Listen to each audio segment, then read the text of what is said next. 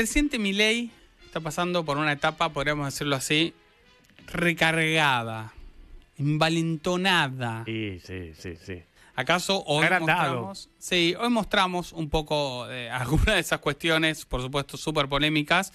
Y le diría que la clave fue justamente que salió muy envalentonado de lo que fue todos los actos que vivió en la asunción de Donald Trump, Claro. donde Elon Musk, Marco Rubio, el flamante secretario de Estado, se encontró con Kristalina Georgieva, titular del Fondo Monetario Internacional, que hizo el mismo gesto que hace él cuando se saca fotos. Y todo eso, todas esas reuniones, donde era prácticamente, lo planteamos, un rockstar, lo planteábamos ayer. Sí. Bueno, le han dado fuerza, llamémoslo así, para poder empezar a dar un paso más en muchos de sus planteos muy vinculados en algunos casos a lo ideológico, otro a la gestión, otro a lo que tiene que ver con las ideas libertarias que le pregona. Y en ese contexto empezó a lanzar una serie de reformas que, así como vos hace un ratito, Tommy, traías y contabas la polémica de los dichos, esto que planteaba hace un rato el presidente en sus discursos lo va a empezar a plasmar en proyectos de ley e iniciativas concretas. Uno de ellos es un proyecto que hace apenas algunos minutos divulgó la Casa Rosada, que ellos lo llaman de igualdad ante la ley. Es un proyecto que va a entrar recién en sesiones ordinarias, porque las extraordinarias ya fueron convocadas y son hasta el 20 de febrero, donde plantean varias cuestiones vinculadas al tema de género, al tema de los cupos, etcétera. Por ejemplo, cambiar el Código Penal y derogar la figura del femicidio. La figura del femicidio implica que si vos tenés una causa y se descubre que efectivamente fue agravado porque se trataba de una mujer en inferioridad de condiciones, el femicidio hace, por supuesto, que tengas una pena más grande, para que se fuese un delito entre dos hombres, el mismo delito.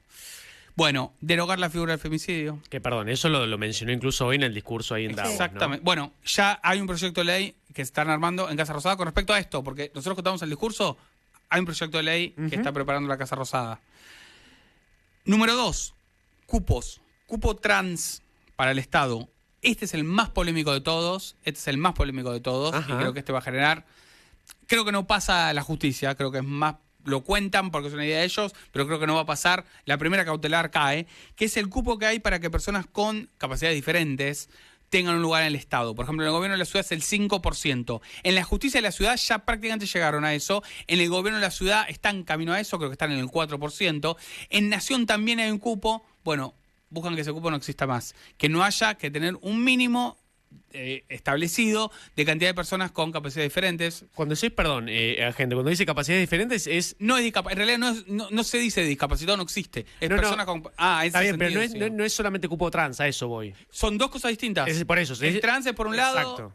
Claro, las personas con capacidades diferentes por el otro. Exacto. Son dos sectores distintos, dos segmentos distintos, dos minorías distintas. Exactamente. Eliminar esto y esto tiene que ver con el Código Electoral, también eliminar la posibilidad que hoy existe de que haya un cupo femenino en las listas parlamentarias y ejecutivas políticas. Eso originalmente había sido un 30%, luego pasó un 50%. Hoy es obligatorio que el 50% de una boleta sea ocupado por mujeres. Históricamente, este sí es un tema recontra debatible, me parece que los temas anteriores no son tan debatibles, sobre todo el tema de capacidad, de lo que tiene que ver con el sector de discapacidad. Eso decía al primer amparo en la justicia, creo que eso cae. Lo plantan y cae. Pero sí decía, el cupo electoral, bueno, es un tema súper debatible. En la práctica lo que ocurrió en muchos casos es que, la verdad hay que decirlo, no es más chirulo lo que estoy diciendo, en algunos casos fue beneficioso y realmente entraron dirigentes espectaculares. La verdad que la Argentina tiene una tradición, sobre todo en los últimos 20 años, de dirigentes mujeres de primera magnitud. Primera magnitud, digo, después podemos ponerle adjetivos si te gusta más o alguien o no, pero tenemos presidentas, vicepresidentas, no piensen solamente Cristina, Gabriela Michetti, gobernadoras, María Eugenia Vidal. Tenemos dirigentes de todo tipo y color en todos los aspectos. Victoria Villarroel, vicepresidenta, diputadas, senadoras. Tenemos gente además súper preparada, gente que ha ocupado, Patricia Bullrich, hay un montón de ejemplos, digo, para nombrar ideologías distintas, ¿no? Sí. Súper dirigentes, súper preparadas, que no necesitaban ese 50% para ocupar exitosamente, depende de la ideología que tengas, los cargos que ocuparon. Y han ganado y se han presentado elecciones y les ha ido muy bien. Y no necesitaban ese 50%. Sin lugar a dudas. Esto también va a ser puesto en discusión justamente por el oficialismo. Y va más allá. Hay otro proyecto de ley en el que está trabajando, sobre todo el Ministerio de Justicia, para poner más restricciones a la entrega de DNI y residencias totales a aquellos extranjeros, a los extranjeros. Ajá. Ese es un tema que... Viene en el mismo paquete ideológico, por eso los pongo todos juntos estos proyectos. Claro. Viene en el mismo paquete, Tommy, de Milei recargado. Ese puede ser un proyecto... Ese puede ser un proyecto que tenga más afinidad, si querés, el tema de los extranjeros. Restringir la capacidad de que tengan una residencia permanente los extranjeros. Me parece, según el electorado de Milei, que varias veces en campaña también ha jugado con esto, ¿no? El tema de limitar los beneficios de los extranjeros en la Argentina, y me parece que siempre ha tenido mayor aceptación que otros de los proyectos que usted dice, gente, ¿no? Sí. A ver, esto es un poco bajar a tierra los proyectos concretos a propósito de los audios que contábamos al comienzo del programa, ¿no? Es eso el concepto de lo que estamos contando. Y después, todo esto enmarcado en dos temas importantes. Primero, lo hemos hablado muchas veces acá y lo vamos a hablar todo el año, la batalla cultural.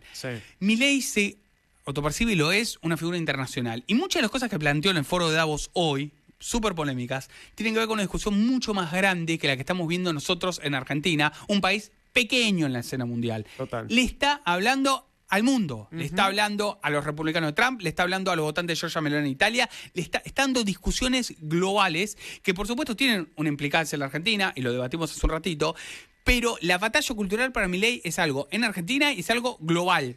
Entonces hay que pensarlo en esos términos.